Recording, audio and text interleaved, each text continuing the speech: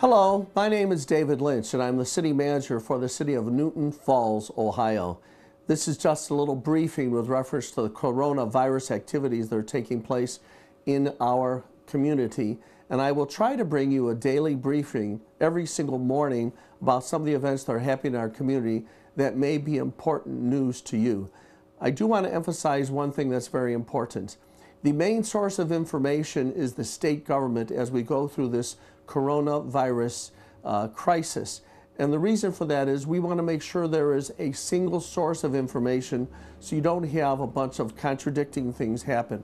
We want to make sure you understand what's taking place in our community, but you understand the source of rules is the State of Ohio Department of Health, and the governor is giving a daily briefing. You should pay attention to that each day. In addition to that, the federal government is giving briefings through the president's office with the coronavirus task force that the president has. So pay attention to all of those things. I know that it's a lot, but if you have a chance to see our local daily briefings, we'll give you some information that's really pertinent to your life here in the local area of Newton Falls. First thing I want to talk about is the building at 19 North Canal, which houses our municipal court. The judge and I, Judge Vigorito and I, have issued a joint order which basically says you do not come into the municipal court building unless you have specific business in the building and you have previously called and gotten permission to come into the building.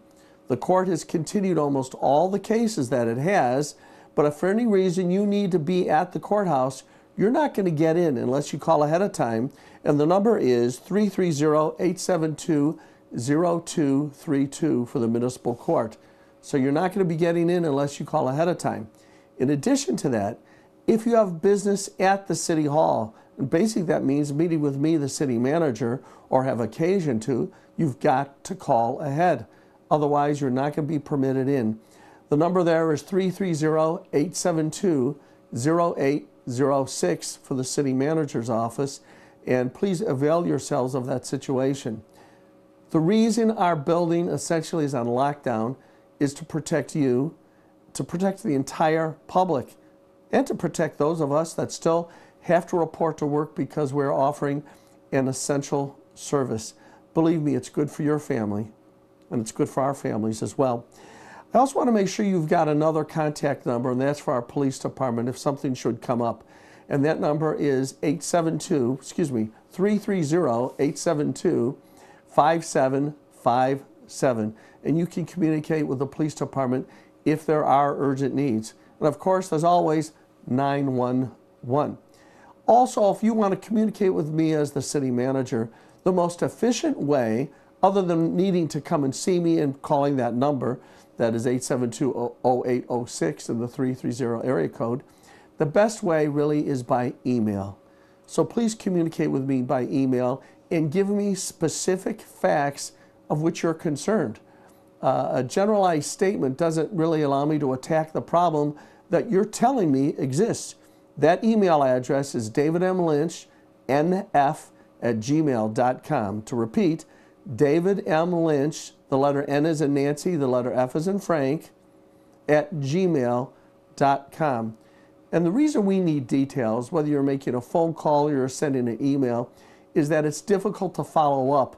And I'll give you an almost humorous example. The other day, an elderly woman called and left a voicemail. And the elderly woman that left the voicemail said on the voicemail, well, Mr. Lynch, there's a hairdresser and she's sneaking people in the back door to give them haircuts in violation of the state rules. Do something about it. Click. She hung up. Well, we've got a lot of hairdressers, and we don't have the resources to throw a dragnet out to investigate every single hairdresser in town. If we had had the specific information, we could have checked on it. My point is this: if you want us to do something, give us information so that we can do something. And don't forget, there's that email and that phone number. If you ask for something to be kept confidential, I'll keep it confidential. But please, take advantage of the fact that you still can communicate with us. Just give us detailed information. Another thing you should be aware of is that all of our departments are going on shifts. This is the recommendation of people in the state government, And what I mean by that is we're going on a split shift.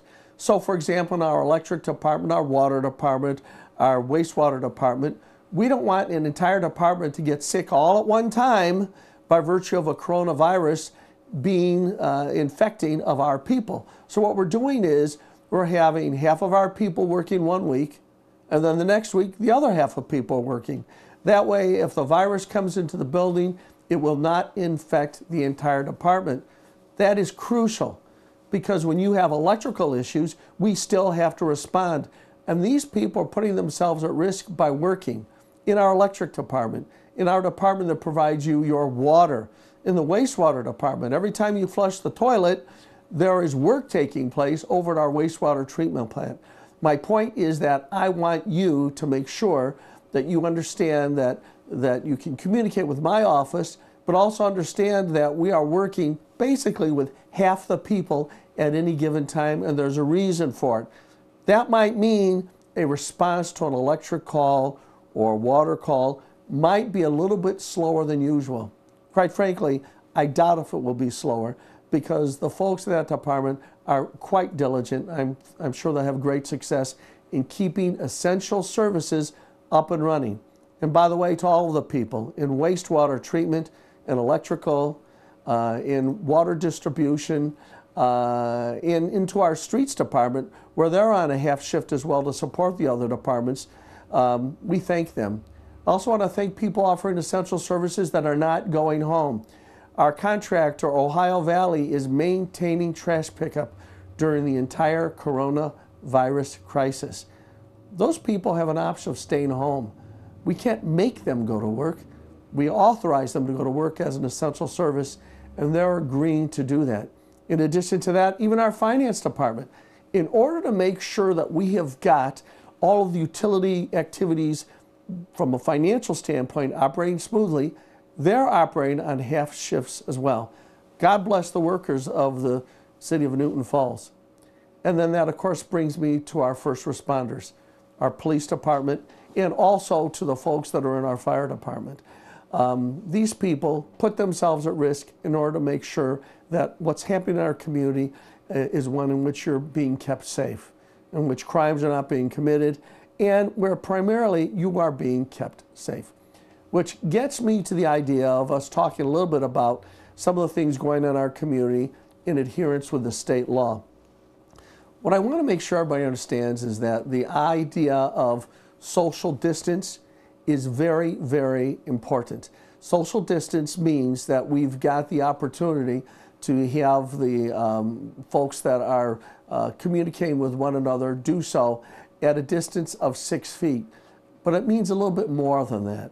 What it means is that when you go out, in accordance with state law, do so only for an essential service, and limit those trips. Consolidate your essential activities into one trip if you can. You don't want to make one trip for the drugstore, another one to get the medicine from the drugstore, and then a third trip to go see your doctor. Those are all essential. But the point is, going out 3 or 4 times a day to get a hamburger from McDonald's, it's takeout, yes, but keep your essential trips to a minimum. One of the reasons I want to make sure everybody understands that is that we've been in touch with Dr. Irwin from the Suzelis Clinic and Dr. Ian Suzelis, and they've explained to us that the coronavirus, for the most part, gets transmitted through respiratory droplets. That means microscopic droplets that come from your nose or from your mouth or maybe even from your eyes. And then other people ingest them into the eyes or the mouth or the nose. So that's why you're always hand sanitizing. That's why you avoid touching your face if possible. That gets us the idea of masks. The state government is telling us that masks are a good idea to protect others. It may not protect you that much, but it keeps these respiratory droplets from going outside of your body. This is a standard cloth mask, and it serves effectively in order to make sure that my nose and mouth are covered so that I am not spraying these respiratory droplets out so that other people will be absorbing these respiratory droplets. So a cloth mask is acceptable like this. In addition to that, A scarf over your face is acceptable like this. If you have another mask, a medical style mask, or even an N95, which are precious to our first responders, anything that keeps you from spraying out these droplets, microscopic droplets, is very valuable to keeping our community safe. The other thing I want to talk about is that we do have the opportunity to use the outdoors. The governor is encouraging it as long as we keep our 6-foot social distance. And the point is, as it relates to this, is that getting fresh air in some ways is a good thing. You know, fresh air blowing through the community makes it less likely that people are going to be exchanging the respiratory droplets. So go out to our park, but keep your distance and wear your mask. Keep your distance and wear your mask, but enjoy the outdoors. The governor the other day was asked, well, can people go fishing? The governor said, yeah, fishing's great, but keep your distance. One lady asked how close you can get to the fish. We don't really care about that, but keep your social distance and make sure you wear your mask when you are out and about. I want to say thank you to a few groups that have made such great things happen in our community. I talked about the outstanding first responders. There are some suppliers of equipment that have gone the extra mile to supply us with equipment that's very difficult to get otherwise. I want to say thank you to Terry Alberini. He's one of our council persons, and he has a company called U.S. Safety Gear. He has access to sources and resources that are helping our Joint Fire District have the amount of equipment that they need, and in addition to that, that our police department has access to these PPEs, personal protection equipment, and especially masks. He's gone out of his way. Some of the equipment we've gotten, we've been able to obtain at a no-cost basis. Terry Alberini and U.S. Safety Gear have been real heroes for Newton Falls during this crisis.